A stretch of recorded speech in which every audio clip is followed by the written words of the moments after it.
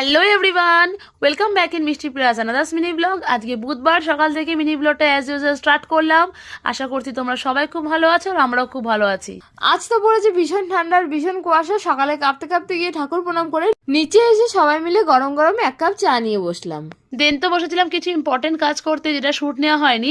তারপর তো বসেছিলাম ডাইরেক্ট লাঞ্চ করতে। এই তো নিচে এসে আমরা দুজন মিলে রেডি হয়ে নিলাম, যাবো আজকে মামার বাড়ি।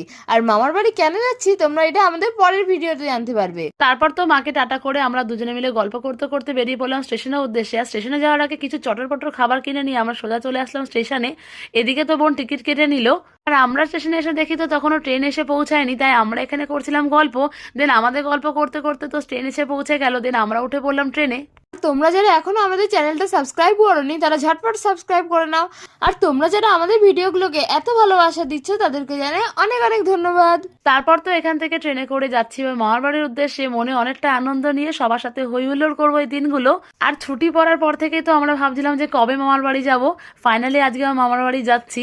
আর ওদিকে তো সবাই অপেক্ষা করছে যে আমরা কবে আসবো। ওরা ভীষণ এক্সাইটেড, বারবার করে ফোন করছে। এছাড়া আমরা মামার বাড়ি এসেছি একটা বিশেষ কারণে, যেটার ব্লগ খুব তাড়াতাড়ি আমাদের চ্যানেলে আসছে। পৌঁছে গেছি আমাদের গন্তব্যস্থলে।